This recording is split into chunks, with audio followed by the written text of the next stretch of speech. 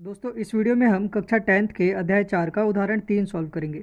उदाहरण 3 में हमें गुणनखंडन द्वारा ये जो समीकरण दिए इसके मूल ज्ञात करने हैं। पहले समीकरण को लिख लेते हैं। 2x की घात 2 माइनस 5x प्लस 3 बराबर 0। अब गुणनखंड करने के लिए ये जो पहला वाला नंबर दिया है एक्स स्क्वायर के साथ में, और ये जो लास्ट वाला नंबर दिया है, ठीक है, ये वाला नंबर और ये वाला नंबर, इन दोनों की हम आपस में क्या कर देंगे, गुणा कर देंगे।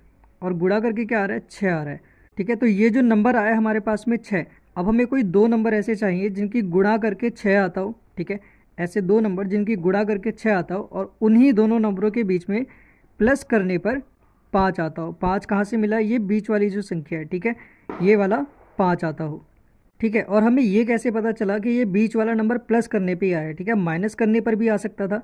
तो इसके लिए हमें क्या देखना है, इसके आगे की तरफ यहाँ पर ये जो साइन है, इससे हमें पता चलता है, यहाँ पर कौन सा साइन है, प्लस का साइन है। इससे हमें पता चला कि ऐसे दो नंबर जिनको प्लस करके 5 आता हो, अगर यहाँ माइनस होता तो उनको माइनस करके 5 आता हो। ठीक है, तो ऐसे दो नंबर हमें यहाँ पहले से ये दिए हुए हैं। ठीक है, 2 और 3। तो 2 की गुणा अगर हम 3 में करते हैं तो हमें मिलेगा 6, और 2 को अगर 3 में प्लस करते हैं तो हमें मिलेगा 5। तो हम क्या करेंगे, क्वेश्चन में जहाँ पर ये 5 दिया हुआ है इसकी जगह पे आ जाएगा 2 प्लस 3। ठीक है, तो यहाँ आ जाएगा 2x स्क्वायर माइनस 5 की जगह पे हम लिख देंगे 2 प्लस 3, और बाहर यहाँ पर x है, ये x ऐसे ही रहेगा, बाकी सब ऐसे ही रहेंगे। ठीक है, अब इस x के अंदर गुणा कर देंगे, 2 में भी होगी और 3 में भी होगी, तो ये आ जाएगा 2x स्क्वायर माइनस, ब्रैकेट रहने देंगे, 2x प्लस 3x प्लस 3 बराबर 0। फिर 2x स्क्वायर यहाँ पे बाहर है माइनस। ठीक है, अब यहाँ पर लगा हुआ है ब्रैकेट, तो जब माइनस की गुणा ब्रैकेट के अंदर होगी तो अंदर के साइन चेंज हो जाएंगे। तो ये आ जाएगा minus 2x plus minus minus हो जाएगा, माइनस का 3x प्लस 3 बराबर 0। अब यहाँ से लेना हमें कॉमन, तो दो दो नंबरों से कॉमन लेंगे, इन दोनों से कॉमन जाएगा और इन दोनों से कॉमन जाएगा।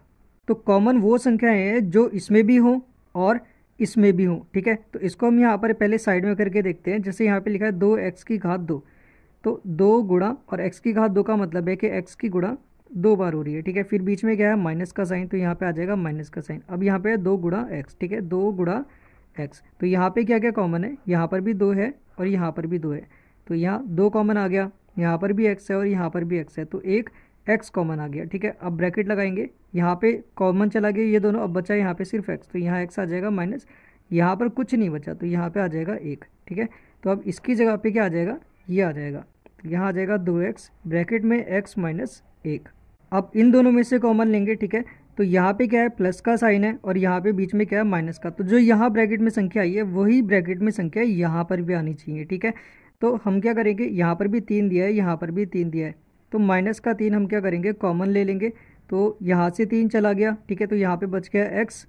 अब यहाँ पर माइनस भी कॉमन गया है। ठीक है, अगर माइनस भी कॉमन जाता है तो अंदर वाली जो साइन है वो चेंज हो जाता है। ठीक है, ये प्लस का है, ये माइनस का हो जाएगा, तो यहाँ पे आ जाएगा माइनस का 3 बराबर 0।